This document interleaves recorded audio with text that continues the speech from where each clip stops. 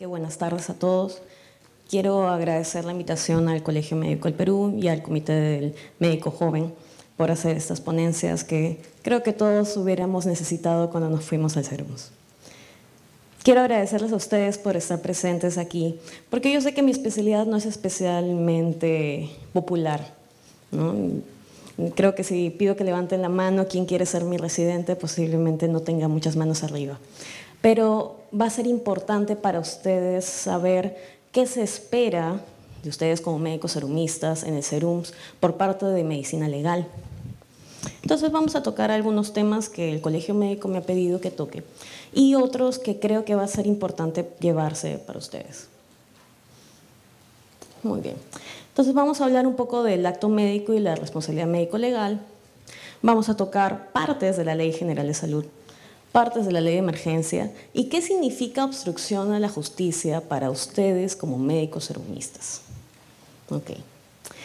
Entonces, medicina legal es hermosa justamente porque tiene todo lo que es la legislación con respecto a la actividad médica, ¿no? Y ustedes deberían saber qué leyes van de acorde a su trabajo médico, ¿no? Porque si uno no sabe qué dice la ley, posiblemente no sepa qué está haciendo mal. Okay. Entonces, primero lo más simple, ¿qué es el acto médico? El acto médico es toda acción que nosotros realizamos dentro de nuestra práctica profesional. Es decir, cada diagnóstico que ustedes hacen, cada tratamiento que ustedes dan, cada manejo en general, eso es un acto médico. ¿Por qué es tan importante saber qué es el acto médico?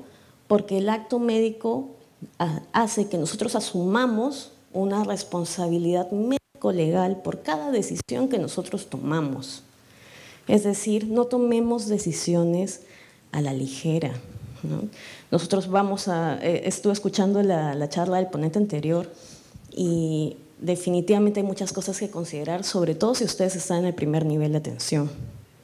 Traten de ver cuál es la cobertura, cuál es la capacidad que ustedes pueden dar en los centros de salud donde ustedes estén.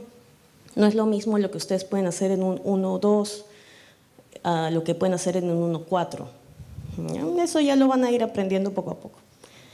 Entonces, se supone que nosotros tomamos decisiones, hacemos actos médicos y somos responsables de esas decisiones que tomamos. Ahora, creo que ninguno de nosotros estudió para hacer daño de forma intencional. Entonces, la ley sabe, la justicia sabe que nosotros no estudiamos para hacer daño a alguien de forma intencional. Entonces, cuando nosotros cometemos un error médico, usualmente eso se llama culposo. ¿Por qué? Porque yo no tengo intención de hacer daño. Es homicidio, si es que hay una muerte implicada, culposo. Sigue siendo un homicidio porque alguien ha muerto por las decisiones que yo tomé, pero es culposo porque yo no tenía la intención de que esta persona muera. Y de esta palabra tan grave que suena, vienen los tipos de la culpa médica, que vamos a hablar luego.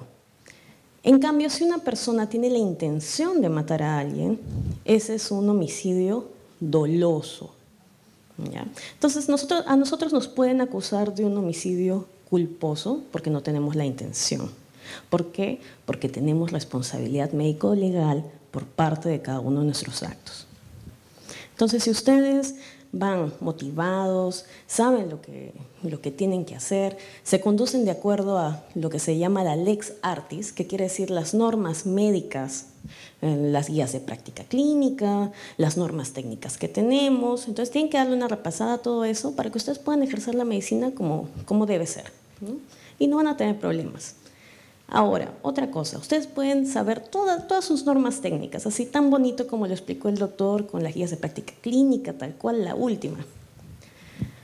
Pero si no conversamos con su paciente, no conversamos con sus familiares, posiblemente, imagínense que ustedes están ejerciendo, ¿no?, algún tratamiento y hay una complicación esperable, ¿no?, que no tiene que ver con un error médico, pero es un incidente esperable.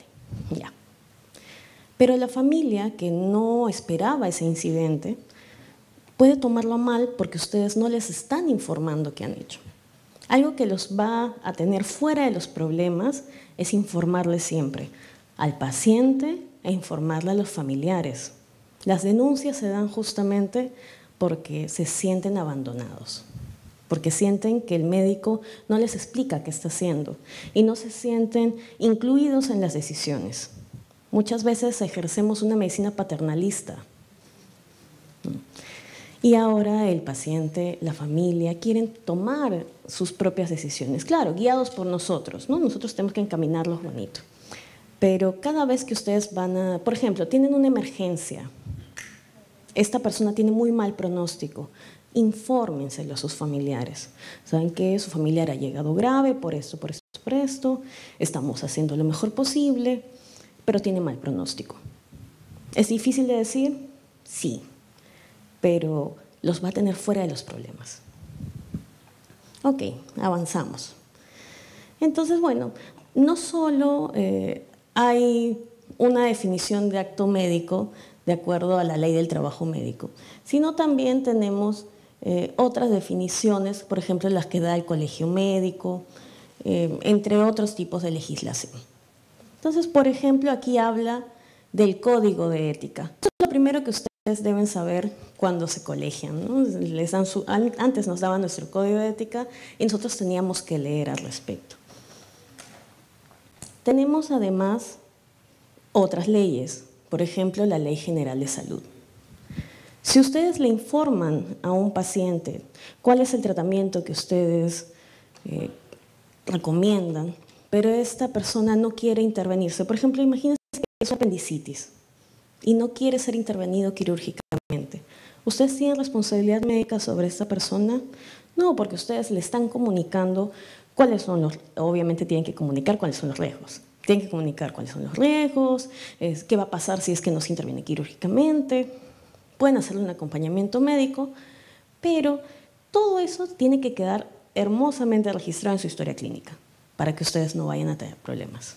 Todo lo que ustedes hagan tiene que estar escrito en la historia clínica de acuerdo a la norma técnica de la historia clínica, que vamos a ver un poquito más adelante. Muy bien. Entonces, recuerden algo. Toda persona tiene derecho a su dignidad e intimidad. ¿Cuántas veces atendemos a personas con la puerta abierta? ¿No? Y parece normal, ¿no? Deje la puerta abierta, no hace calor o algo así. Entonces, las personas se sienten vulneradas. Son parte del acto médico que nosotros cuidemos la intimidad de la persona. El darle batas para poder solo ver la parte que vamos a revisar es parte importante de su actuar médico. Con respecto a este artículo de la Ley General de Salud, nos dice, ¿no?, que nosotros tenemos responsabilidad civil, civil quiere decir dinero, penal, que quiere decir prisión.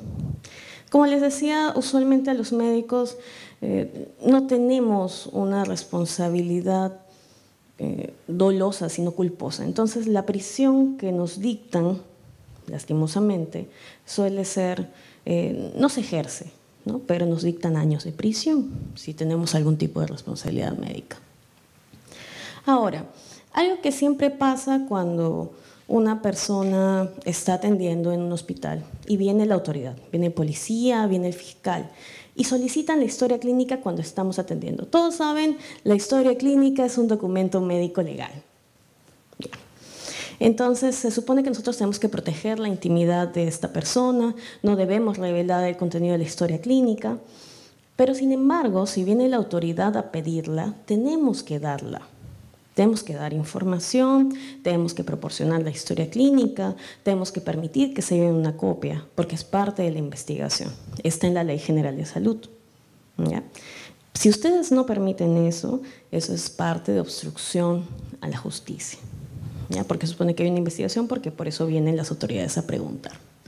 Así que ya saben, por favor, si viene alguien de la policía, el Ministerio Público, tienen que brindarle todas las facilidades. Entonces, dice, siempre y cuando se refiere al artículo 30 de la Ley General de Salud. ¿Qué dice ese artículo 30? Y de repente ustedes todavía no lo sabían. Cuando un médico atiende algo que tiene algún signo de criminalidad, tiene que reportarlo a la autoridad. Por ejemplo, un suceso de tránsito, y noten que he dicho suceso y no he dicho accidente, ¿ya? Porque no siempre los sucesos de tránsito son accidentales, pueden ser homicidas intencionalmente. ¿Ya? Muy bien. Entonces, un suceso de tránsito, una violencia familiar, una violencia sexual, todo eso llega a su hospital, a su centro médico. Ustedes deberían reportarlo a la autoridad competente. Muchas veces no lo hacemos para evitar problemas, ¿no? Los problemas vienen después cuando no los reportamos, porque estamos haciendo inobservancia, no estamos cumpliendo lo que dice la ley. Ya, o sea, ustedes, cuando estén en su posta, cuando estén en su práctica médica de acá a muchos años, llega algo que tiene indicios de criminalidad, por favor, repórtenlo. La ley dice que ustedes deben reportarlo al jefe de su establecimiento. Y en el SERUMS son ustedes mismos. ¿Ok? Muy bien. Seguimos. Bueno, habla la Ley General de Salud sobre que nosotros estamos obligados a informar diagnóstico, pronóstico, tratamiento, manejo. No les voy a leer, obviamente, todas las leyes que tenemos aquí, son un montón, ¿no? Pero sí les pido que le den una revisada. ¿Cuáles son nuestras obligaciones como médicos? Bien, vamos a seguir avanzando. El acto médico debe ser sustentado en una historia clínica, veraz y suficiente. Muchas veces nosotros recibimos historias clínicas que ni siquiera tienen algo que yo podría llamar evolución. No tiene fecha, no tiene hora, a la justa si tiene un garabato porque no le pusieron ni siquiera el sello. Eso no es una historia clínica. Después vamos a ver un poco de la Ley General de Salud con respecto a la historia clínica. Entonces, cuando nosotros no llenamos adecuadamente la historia clínica y estamos ante un error médico, vamos a tener problemas, porque mi historia clínica no va a reflejar todo lo que yo estoy haciendo. Un error médico es cuando hay alguna falla en mi diagnóstico o en el tratamiento o en el manejo que yo estoy planteando. ¿Ya? Y entonces, si yo cometo un error médico, yo voy a tener que asumir una responsabilidad profesional, una responsabilidad penal, si es que hay algún lesionado o fallecido por las decisiones que yo he tomado, o civil, como ya les había comentado. Ahora, pueden ocurrir incidentes. ¿Qué es un incidente? Por ejemplo, veamos esta foto de acá. En esta foto, de repente, ¿dónde está el puntero? Aquí. El traumatólogo pensó que era muy buena idea poner la pierna de esta persona sobre su regazo, en vez de ponerlo sobre una camilla. Y ustedes dicen, bueno, podría no pasar nada. Pero ¿qué pasa si por esa manipulación, mientras está vendando, se lesiona más esa pierna? ¿No? Entonces, ahí estaríamos ya no ante un incidente, sino ante un evento adverso porque ocasiona una lesión. Esto es un incidente. Alguien que está haciendo alguna atención que no llega a provocar daño, pero está fuera de lo que deberíamos hacer. No deberíamos atender hacia nadie, ¿no? Entonces, les estaba hablando de responsabilidad profesional. Y dentro de la responsabilidad profesional tenemos 4 formas de culpa médica, que deben haber escuchado en sus clases de ética, ¿no? Por ejemplo, la primera es negligencia. Es no hacer lo que nosotros sabemos que debe hacerse o hacer lo que sabemos que no debe hacerse.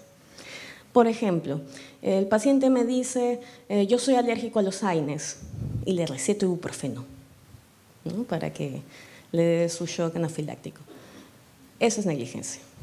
Imprudencia es hacer algo arriesgado cuando nosotros sabemos que hay pasos establecidos para hacer, algo temerario.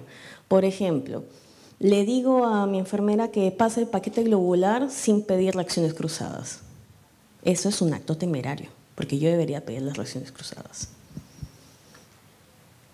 Impericia. Por ejemplo, ¿cuántos han visto médicos y de repente por ahí en la transmisión me van a tirar arena? ¿Cuántos han visto médicos esteticistas, ¿no? de medicina estética?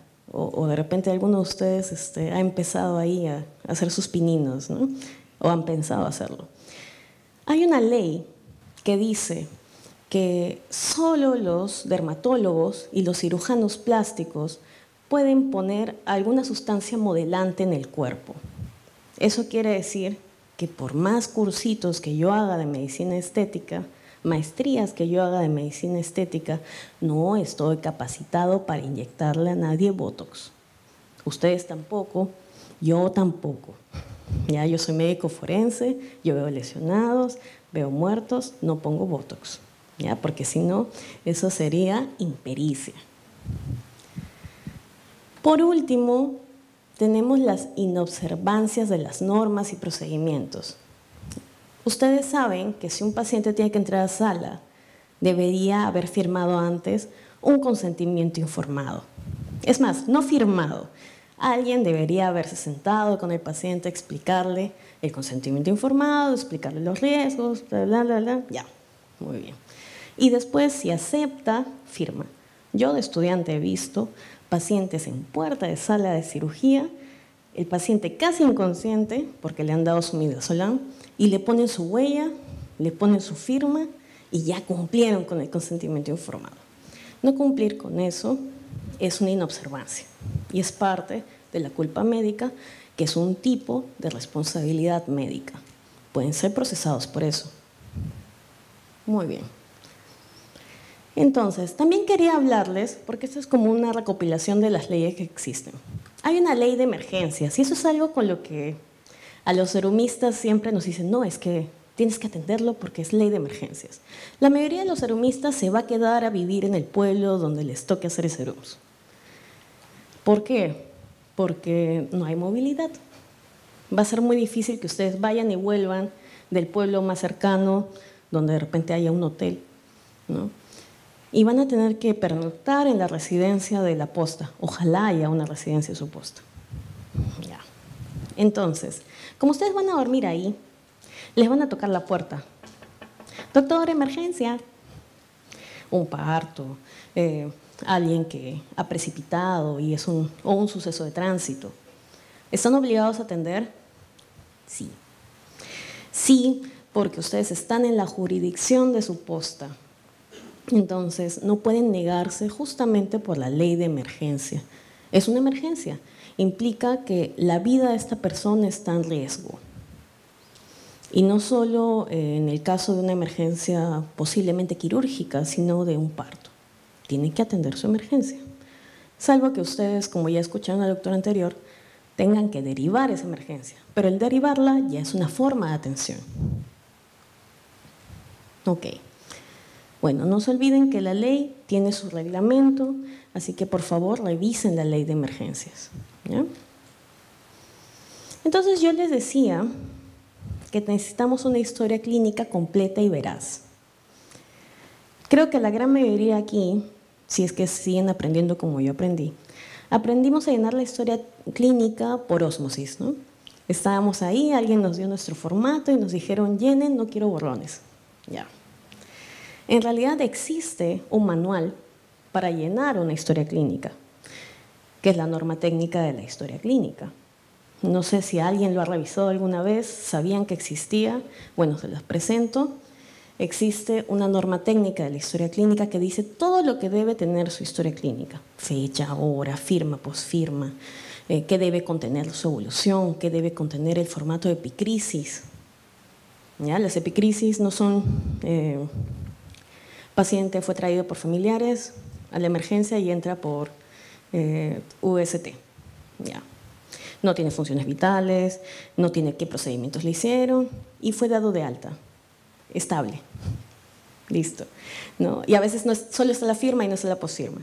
¿No? Por favor, revisen su norma técnica de la historia clínica, porque una historia clínica completa a ustedes los saca de apuros. Pongan todo lo que han hecho en su historia clínica.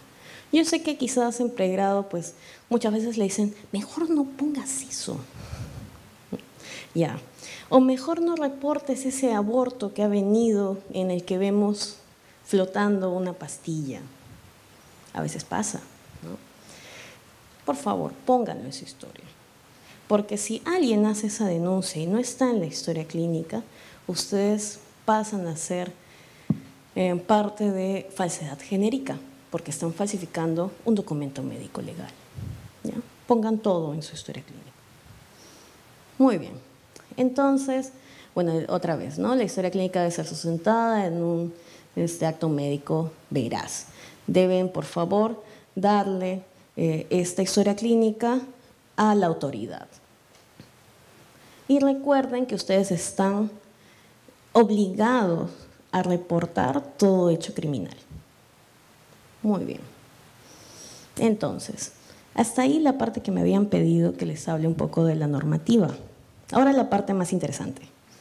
¿Qué esperan de ustedes ahora que van al SERUMS? Sí, los escuché notar. Muy bien.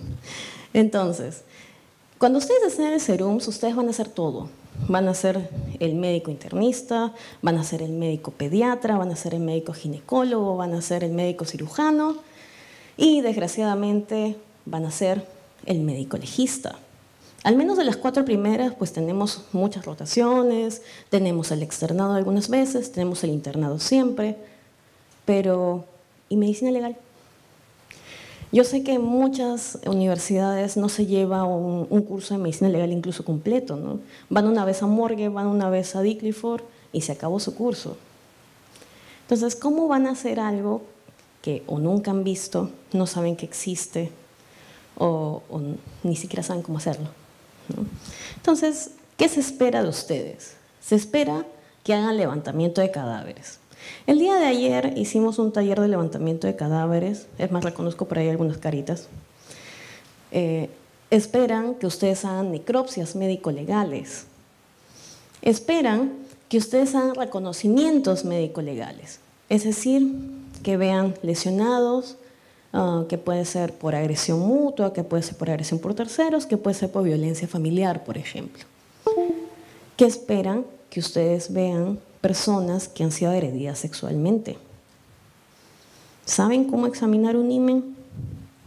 Posiblemente no. ¿Saben cómo describir una lesión? ¿Cuántas veces me llega una historia clínica que dice solución de continuidad, de tanto por tanto, y a veces en el brazo, no me dicen ni siquiera cuál? Les comento que solución de continuidad no es una lesión, es una clasificación de lesiones, que eso implica 3 tipos de lesión: herida, excoriación o erosión. Es decir, si ustedes me dicen solución de continuidad, yo no tengo idea qué me están diciendo. ¿Ya? Póngale nombre a esa lesión. Ahorita vamos a ver ese tema. Muy bien, entonces les decía, esto está dentro de lo que yo les hablaba, obstrucción de la justicia. ¿Por qué? La pregunta recurrente es, ¿yo me puedo negar a hacer el levantamiento, me puedo negar a hacer la necropsia, me puedo negar a hacer el reconocimiento médico legal? No. Porque el fiscal pide como autoridad que ustedes lo hagan, porque ustedes son el médico que está más cerca, el médico de la localidad, porque su unidad médico legal está a 8, 12, 20 horas.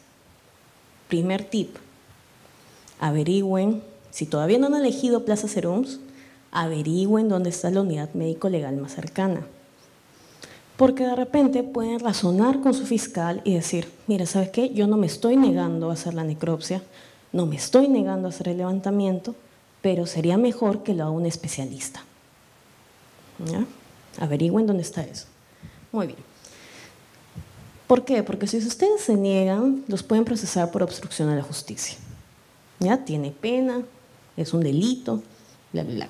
Muy bien. Entonces, no se pueden negar a la solicitud del fiscal, pero sí pueden hacer de conocimiento que ustedes no tienen la especialidad, por ejemplo. Yo les recomiendo, hagan un documento por escrito y se guardan ese cargo, ¿ya? Y se lo entregan a su autoridad.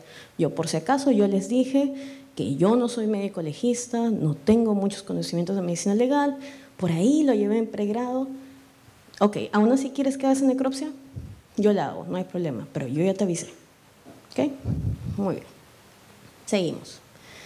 Entonces, si ustedes van a ser de médicos legistas, deberían saber qué hacer. ¿Con qué manuales contamos en el Instituto de Medicina Legal? Por favor, lo mismo que hice ayer en la clase de levantamiento de cadáver, cojan sus celulares, tienen 2 opciones, o le toman foto a este link, o en su celular, en Google, van a poner guías IML, es decir, guías del Instituto de Medicina Legal. Entonces van a poner eso, o copian el link, y les va a aparecer esta página. Aquí están todas las guías que tenemos en el Instituto de Medicina Legal. ¿Cuáles son las que les interesan? Por ejemplo, las del levantamiento de cadáver. O sea, ponen en su buscador aquí y empiezan a ver cuáles de las 57 guías son las que ustedes pueden necesitar. ¿Qué van a necesitar para necropsia? El manual del técnico necropsiador y la guía de solicitud de exámenes auxiliares. Ustedes toman su muestra y le dicen a la autoridad, ¿sabes qué? Yo necesito procesar esto. Ustedes vean cómo lo hacen, ¿no? Y se lo entregan, con cadena de custodia. Eso la policía sí lo maneja. Muy bien, entonces, les voy a ir hablando un poquito, solo una pincelada. No espero enseñarles hoy medicina legal, pero al menos que sepan que existe, más o menos cómo va, y el día que les toque sepan dónde buscar. Entonces, una necropsia tiene primero el levantamiento de cadáver, eso es lo que les decía ayer, ¿no? Y después pasamos al examen externo. Vista anterior, vista posterior, veo lesiones, las describo, ahora les voy a enseñar cómo escribir una lesión, y empiezo el examen interno. El examen interno consta de 3 partes: cabeza, tórax y abdomen. Ya, hay diferentes técnicas, eso lo van a encontrar en el manual del técnico necropsiador. Tórax, ¿no? Y acá se ve parte de abdomen. Esta es una técnica de visceración que se llama Letul. Hay otras técnicas, a mí me gusta más esta. Y de ahí se ven los órganos uno por uno. Se miran, se pesan, se miden, se cortan, para ir examinándolos uno a uno. ¿Ya? Muy bien. Cabeza, hay que sacar cráneo. Perdón, hay que abrir cráneo para sacar cerebro. Ok, entonces, ¿qué necesito para una necropsia? Lo más básico, un cuchillo de cocina grande. Esto suena una receta de Dexter, ¿no? Ya, un cuchillo de cocina grande, una hoja de sierra, ¿no? con su mango, un bisturí y una pinza con uña. Es lo mínimo indispensable que yo necesito para hacer una necropsia. Porque creo que tengan más. ¿Ya? Muy bien. Y obviamente pabilo, porque no tratan de cerrarlo con hilo de sutura. Yo sé que no se ve muy bien el pabilo, pero en los muertos, por los fenómenos cadavéricos, es muy difícil de cerrar con hilo de sutura. Pabilo. ¿Ya? Pabilo y estas agujas de sacos. Ya, muy bien. Listo, entonces, ¿para qué yo hago la necropsia? La hago para establecer una causa de muerte. Y para establecer una causa de muerte yo voy a necesitar imaginarme qué pasó con esta persona. ¿Y cómo yo sé eso? Por el levantamiento de cadáver. Es decir, el que haga el levantamiento de cadáver necesita traer todo el chisme posible. Porque si no, ustedes van a ingresar ciegos a esa necropsia. ¿Ya? Es algo así como los de anatomía patológica que reciben la muestra y no les dicen ni si es hombre o mujer, ni qué edad, ni cómo ingresó, ni nada, ni diagnósticos preventivos. Toma y a ver, adivina, ¿no? Ya, algo así. Muy bien. De ahí, calcular el intervalo post-mortem. Eso quiere decir el tiempo entre que esta persona muere y yo le estoy examinando. Les decía ayer a los chicos del levantamiento de cadáver. No es que yo voy a mirar mi reloj y voy a decir, sí, murió ayer a las 10 de la noche con 31 minutos. No, voy a dar rangos. Y para dar esos rangos necesito saber fenómenos cadavéricos. ¿Existe esa palabra? Anótenla, fenómenos cadavéricos, por favor. Muy bien. De ahí voy a determinar cómo murió esta persona y cuál es la manera de muerte. Por manera de muerte hablamos de etiología médico-legal. Eso quiere decir, esta muerte fue natural, fue violenta. Y si fue violenta, ¿fue un homicidio, fue un suicidio o fue un accidente? Esas son las 3 que yo debo manejar. Ahora, ¿yo voy a poder determinarlo 100%? No. Pero voy a tener que darme una idea si es que yo estoy haciendo una necropsia. Voy a ver esas lesiones, voy a decir, ok, me inclino por pensar que esto es un homicidio. Muy bien. Y por último, la identidad del cadáver. Yo le decía también a los chicos del levantamiento de cadáver de ayer, si ustedes ven, imagínense que es una persona a la que ha aplastado un tráiler, justo en la cara, ¿no? Y tiene el DNI en el sitio. ¿Qué me asegura que ese DNI es el de esa persona? Podría ser de que se lo está alcanzando a un familiar, porque, no sé, marca en el trabajo con ese DNI. Entonces se lo metió en el bolsillo, se fue corriendo, no vio el tráiler y ¡buah! Y ahora pensamos que es la persona que tiene el DNI. Si ustedes no pueden visualizar esa cara, por favor, no le den un nombre a esa persona. Esa persona tiene que pasar por procedimientos de identificación: dactiloscopía, antropología forense, odontología forense, biología forense para ADN. ¿Ya? ¿Ustedes van a poder hacer eso en su necropsia? Posiblemente no. Si tienen un odontólogo, lo máximo que le van a pedir es que haga un odontograma, con la norma técnica del odontograma. ¿Ya? Pero si no, no es reconocible, es un NN, entonces le van a pedir a su fiscal, a su juez de paz, al policía: esta persona tiene que pasar por un proceso de identificación. Dejen constancia de eso, ¿ya? Para poder llegar a la identificación científica de esta persona. No es que me parece que se parece un poquito al DNI, no, está aplastado, no está bien, no se arriesguen. Porque finalmente, ¿quién hace el certificado de defunción de esa persona? Ustedes. ¿Ya? Eso quiere decir que si no es la persona correcta, le están dando muerte civil a una persona que está viva. Y muerte civil implica que yo no puedo ser contratada por nadie, no puedo ser del banco, no puedo hacer absolutamente nada, estoy muerta supuestamente. ¿Ya? Doctora, le quedan 10 minutos. Muy bien, estamos a tiempo.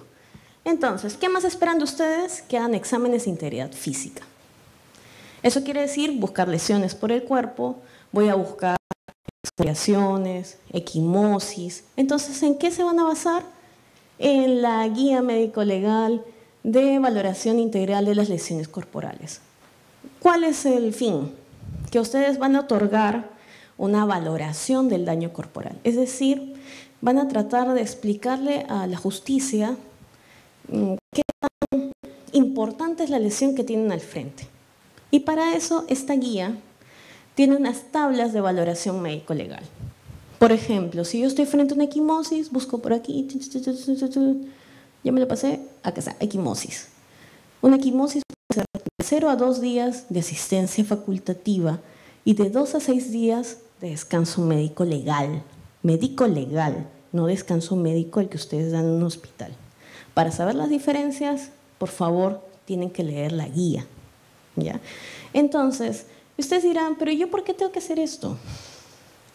Porque, por ejemplo, en el caso de violencia familiar, hay una ley de violencia familiar. En esa ley dice que los certificados médico-legales que ustedes puedan hacer en sus postas sirven para el proceso de que esta persona pueda obtener justicia. Entonces, ¿pero cuál es la condición? Que debe cumplir con lo que nosotros, el formato que tenemos para los certificados médico-legales del Instituto de Medicina Legal. Estas son las partes. Así se ve un certificado del Instituto de Medicina Legal. Tiene una parte de datos generales que dice quién solicitó esto, el número del certificado médico-legal, fecha, hora, quién es la persona, sexo. Es algo así como datos de filiación. Parecido. De ahí tiene una parte que es data, nosotros leemos data, que es la análisis o relato de los hechos, ¿no? El chisme. ¿Cuándo fue? ¿A qué hora fue? ¿Quién fue? Más o menos cómo fue. ¿Recibió o no recibió atención médica? El chisme. Muy bien. Entonces, de ahí seguimos al examen clínico forense. En este examen clínico forense, ustedes van a poner las lesiones que hay. Y por último, ¿qué ocasionó esas lesiones? Yo necesito que me digan, sí, fue hecho con, no sé, pues, un lapicero marca Faber-Castell de color azul. No, pueden ser más amplios, pueden decir, esto fue ocasionado por un agente contuso. Por ejemplo, ¿qué es un agente contuso? Algo que tiene un peso. ¿Esto puede ser un agente contuso? Sí. ¿Mi celular puede ser un agente contuso? Sí. ¿El micro puede ser un agente contuso? Sí. ¿Ya? De ahí con la investigación van sabiendo, ya, el testigo dice que ha sido tal cosa. ¿Puede ser, doctor, doctora? Sí. Ya, muy bien. Entonces siguen esa estructura, van a conclusiones. Hay lesiones, entonces presenta lesiones traumáticas recientes y requiere incapacidad médico-legal, que eso lo van a leer de sus lesiones. ¿Ya? Otorgan los días de asistencia facultativa y de incapacidad médico-legal y terminan con la parte de observaciones donde ponen todos sus datos. Sello, firma, acá me faltó firma porque lo saqué de forma digital. Muy bien, el examen se hace de arriba a abajo, de derecha a izquierda, de adelante hacia atrás. Imagínense que es un tomógrafo, vamos bajando poquito a poquito. ¿Por qué? Porque si ustedes, por ejemplo, una persona viene y le dice, sí, me mordió la mano y solo les muestra la mano, se van a perder todas las lesiones que puede estar en ese cuerpo, por prestarle atención de forma desordenada a lo que les dice el paciente, ¿ya? Nosotros les llamamos peritados, no les decimos pacientes. Muy bien. Un ejemplo. Tienen que seguir al menos 5 parámetros mínimo para que su lesión esté bien descrita. Lesión, color, tamaño, forma y ubicación. Aquí en esta foto, ¿vemos esto morado? ¿Sí? ¿Todos lo ven? Ya, muy bien. Entonces, esto es una equimosis. ¿De qué color? Violáceo. ¿Cuánto mide? Aquí en la medicina legal no hacemos aproximadamente. Cogemos nuestra regla y medimos. Mide 1,5 por 1 centímetro. ¿Qué forma tiene? Yo le veo medio ovalada, de repente ustedes no le ven forma, irregular, ubicado en el párpado inferior del lado derecho. Es decir, por mi descripción, alguien puede imaginar lo que yo vi.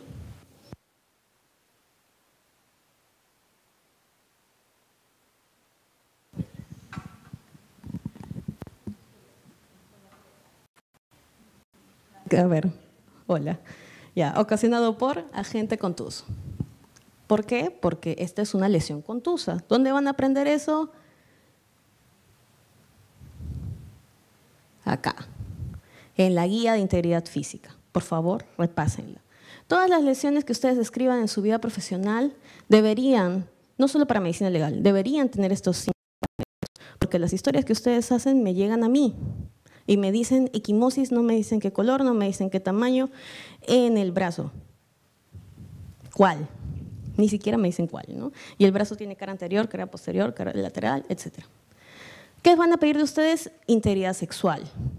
Eso es mucho más complejo, no se los voy a hacer hoy. Existe una guía. ¿Qué tienen que saber mínimo? Cómo se ve un himen, qué partes tiene el himen. Y en el himen, ¿qué me importa ver? Los desgarros que tiene ese himen.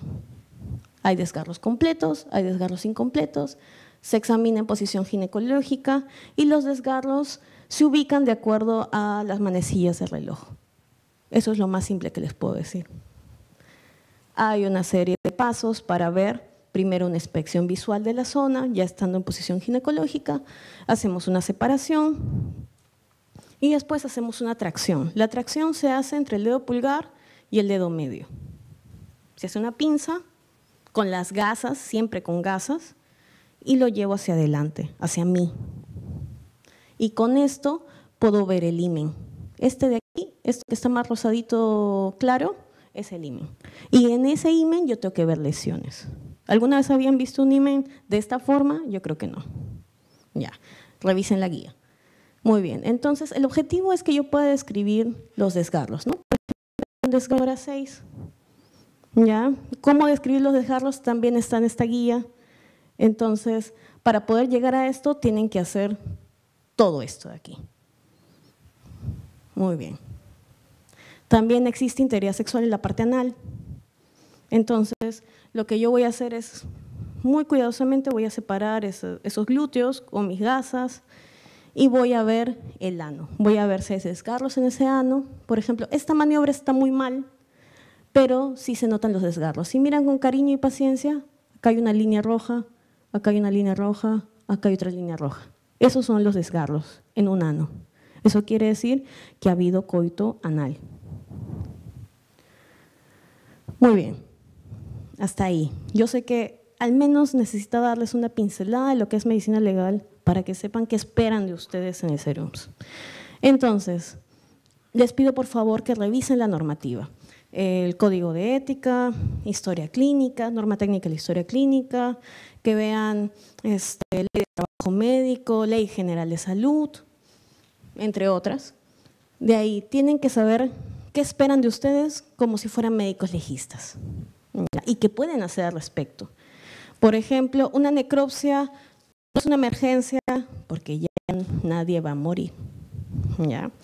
Pero entonces quiere decir que les da tiempo para que ustedes puedan repasar qué deben hacer para esa necropsia, ¿ya? La única urgencia en este caso podría ser la toma de muestras en el caso de una violación sexual, Todo lo demás puede esperar un poco, pueden negociar con su fiscal.